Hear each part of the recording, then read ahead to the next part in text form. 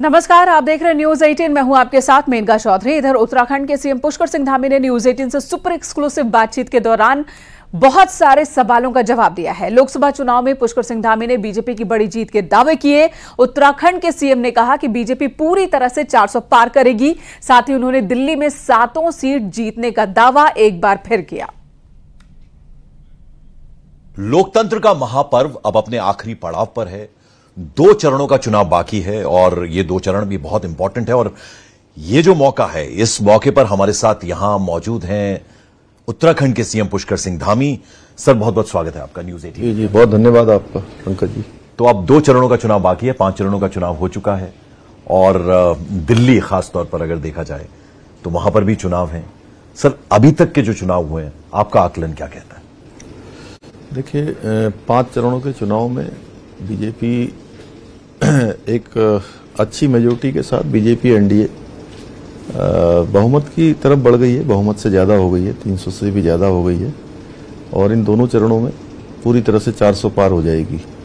और मैं इसलिए नहीं कह रहा हूं कि कोई बोलने के लिए। मैं पूरे देश के अंदर अनेक राज्यों में गया हूं और छोटे बड़े सभी स्थानों पर गया हूं, लोगों से मिला हूं और मैंने जिस प्रकार का लोगों में जोश देखा है, लोगों में आदरणीय प्रधानमंत्री मोदी जी को लेकर अपनापन देखा है, विशेषकर महिलाओं में और नौजवानों में, तो 400 पार आसानी से इस बार होगा।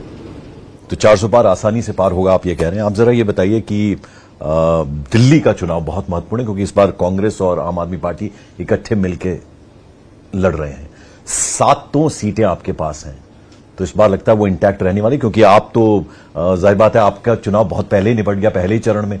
तो रिस्पांसिबिलिटी आपको बीजेपी बहुत जगह जगह इस्तेमाल कर रही है। आपका स्टार प्रचारकों की लिस्ट पे अगर मैं सीएम्स की बात करूं तो टॉप पर आपका नाम है। तो दिल्ली के बारे में क्या आकलन? बिल्कुल, दिल्ली का दिल इस बार भी प्रधानमंत्री जी के लिए धड़क रहा है, मोदी जी के लिए धड़क रहा है और 700 सीटों पर बड़ी विक्ट्री होगी। इतिहास फिर से यहां पर दोहराया जाएगा क्योंकि अन्य स्थानों के मुकाबले दिल्ली में भी मुझे लगभग सभी लोकसभा क्षेत्रों में मैं गया हूं। रोड शो में भी भाग लिया है, नामांकन में भी गया हूं, छोटी सभाओं में भी गया हूं, जनसंपर्क में भी गया हूं।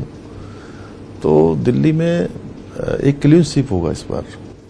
धामी साहब, देखिए, दिल्ली चुनावों को लेकर जो आपकी प्रदेश बीजेपी की जो इकाई है, उनका यह कहना है कि बुर्का वाले जो हैं उनका वेरिफिकेशन होना चाहिए। इस पर ओवैसी साहब बड़े भड़क गए हैं।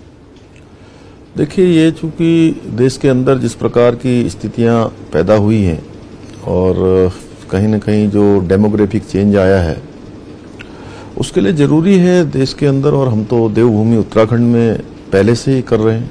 हमने वहां वेरिफिकेशन ड्राइव चलाई है क्योंकि कई बार देखने में आता है कि कुछ घटनाएं घट जाती हैं, अपराध हो जाते हैं और बाद में जब हम जानकारी जुटाते हैं तो कोई कहीं से आया होता है, कोई कहीं से आया होता है, कोई आपराधिक पृष्ठभूमि से आया होता है।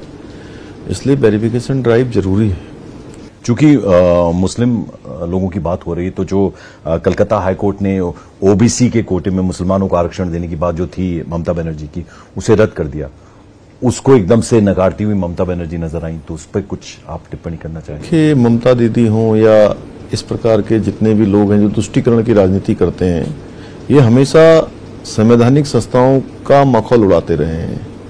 ये हाई कोर्ट को नहीं मानते हैं, ये सुप्रीम कोर्ट को नहीं मानते हैं, ये जो है राष्ट्रपति उपराष्ट्रपति जैसे पदों को भी अमर्यादित तरीके से बोलते हैं, उनका भी मखौल उड़ाते हैं। सबने देखा है, संविधान का भी मजाक उड़ाते हैं और संविधान को मानते भी नहीं है। संविधान में कहीं भी धर्म आधारित आरक्षण की बात नहीं है, लेकिन उन्होंने बैकडोर से ममता दीदी ने किया था। इसमें हाईकोर्ट ने निर्णय दिया है, तो अब ये हाईकोर्ट को भी मानने से इनकार कर रही हैं, यानी कि इन संस्थाओं से भी ये आगे निकल रही हैं। इसी प्रकार से कर्नाटका में इन्होंने जो है संविधान के साथ एक तरह से छेड़छाड़ की थी अन्य पिछड़ा वर्ग के आरक्षण में।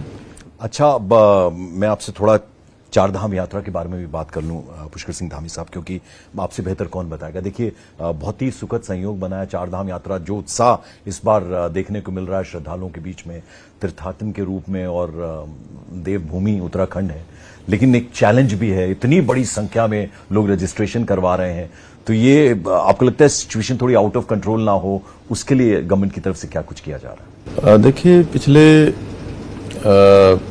10 मई से यात्रा प्रारंभ हुई थी और अगर मैं इन 12-13 दिनों की बात करूं तो 10 लाख के लगभग का आंकड़ा अभी तक चारधाम दर्शनार्थियों का हो गया है और एक बड़ा आंकड़ा है। पिछले सालों की तुलना के अपेक्षा ये दुगना है।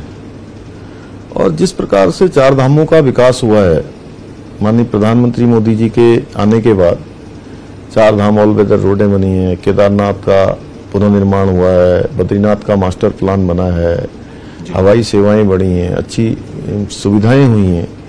तो चार धाम हर एक श्रद्धालु तीर्थयात्री आना चाहता है। हाँ, ये जरूर है कि बड़ी संख्या आ रही है तो वो एक चैलेंज भी है।